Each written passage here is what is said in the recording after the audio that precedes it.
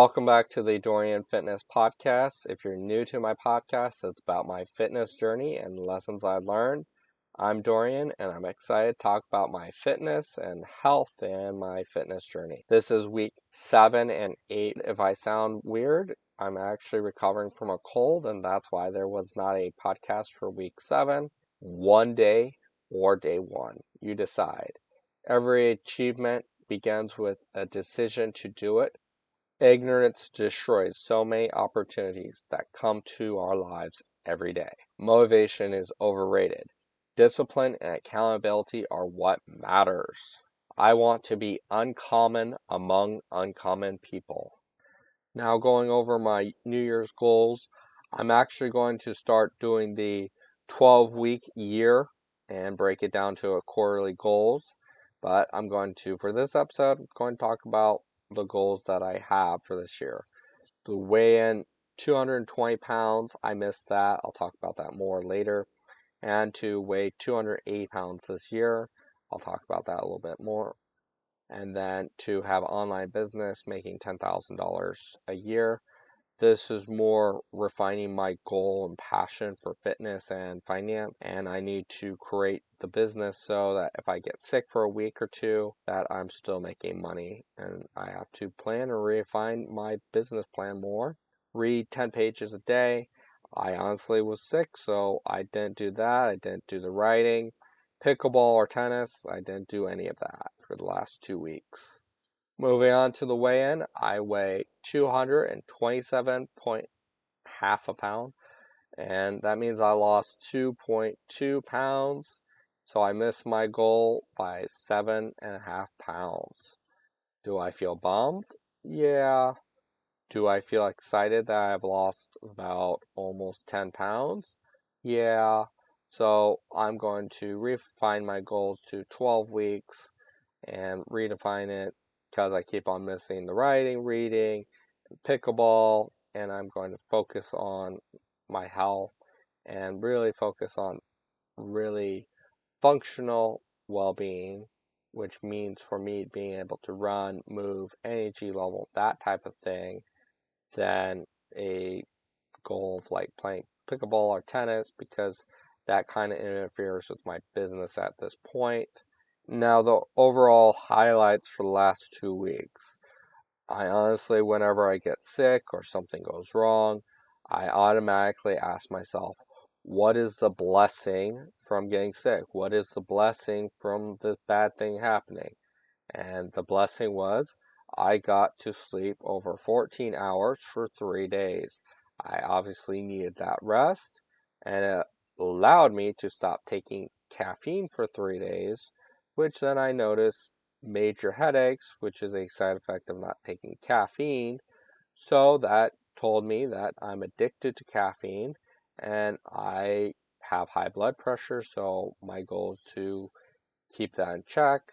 So it made me aware of, okay, I need to keep my caffeine intake lower, which I automatically just brewed myself a quarter of a cup of coffee, drank that, and my headache went away. I was like, yep, it was a caffeine headache.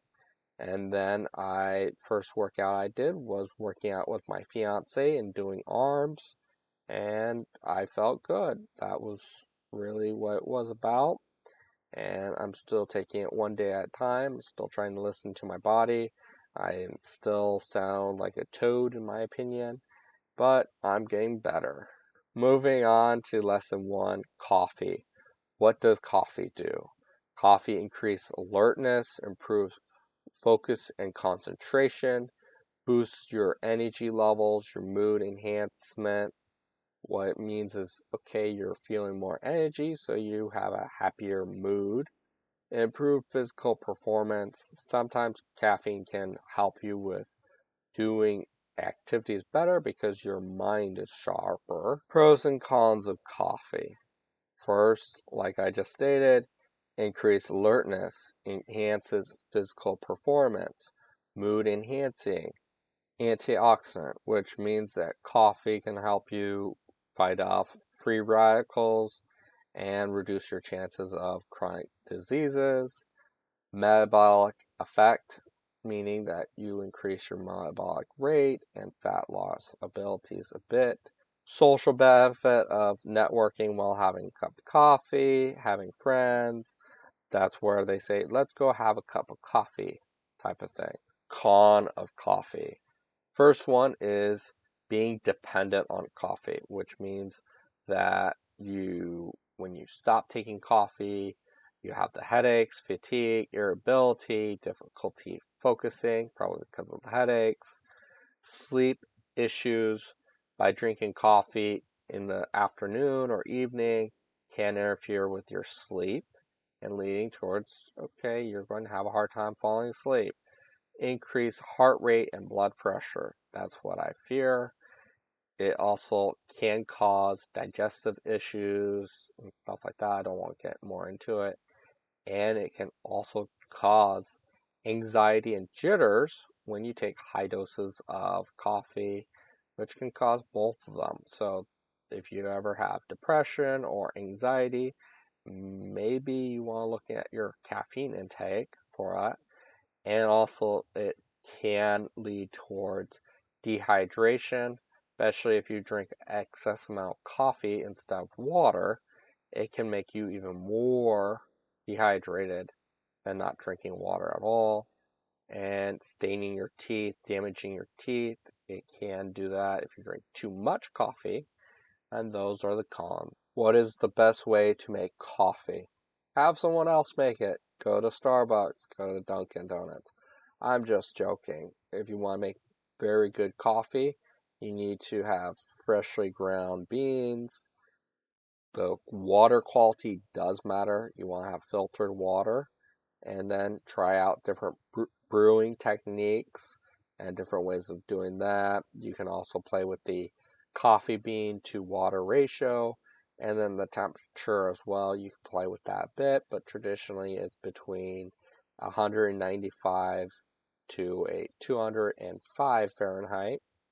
And always have time to stop for a moment and enjoy your cup of coffee. Drink it slowly and savor the flavors and take the time to smell it, enjoy the taste, the texture of the coffee, and experiment with different roasts, beans, different types. Like there's hazelnut, there's Colombian, there's many different types of coffee, and each one has its own nuance. And also you can do cold brew, you can do iced coffee or hot coffee, and there's many different ways to do it. Try it out. To me, I like iced coffee, but after getting sick, I've been drinking a lot of hot coffee, and that's been helping me out. Next is on caffeine. A lot of this is a repeat of what coffee does, but caffeine, you can have it in pre-workout, you can have it in powder, and caffeine usually comes from 4 different things: coffee bean, tea leaves, cocoa bean, or a cocoa nut. So basically, coffee, tea, soft drinks, and chocolate are the ones that majority have a lot of caffeine in it. And then everyone's different. Everyone has a tolerance for caffeine differently. If you continuously drink a lot of caffeine, you'll build up a tolerance to that, which means that you won't have as big of an effect of caffeine as other people that don't. And then for a traditional 8-ounce cup of coffee, which is really small, has between 100 to 200 milligrams of caffeine in it.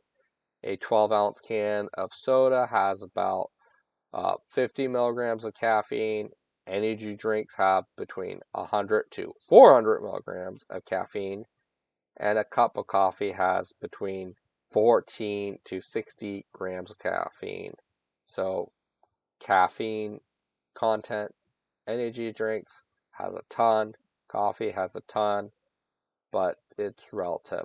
Now moving on to the side effects of caffeine. For most people, it's not harmful to consume up to 400 milligrams of caffeine. If you do eat or drink too much caffeine, can cause health problems such as restlessness, shakiness, insomnia, headaches, dizziness, fast heart rate, dehydration, anxiety, and also a dependence of coffee. Really, the most common one that most people will notice is a headache, or they won't realize it, but when they wake up and they feel tired, that's actually the side effect of caffeine. And for me, the pros and cons of it, it really is like coffee.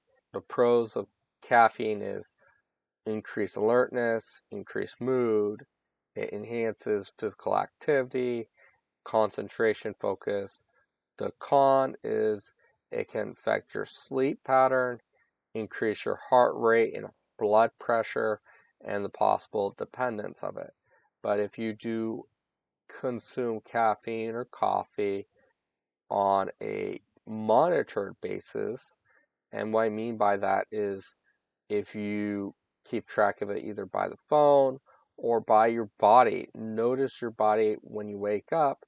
Do you have a headache? Or test it by not taking your morning cup of coffee and see how you feel. If you feel off, then most likely you're addicted to caffeine and you might have to lower your intake of coffee.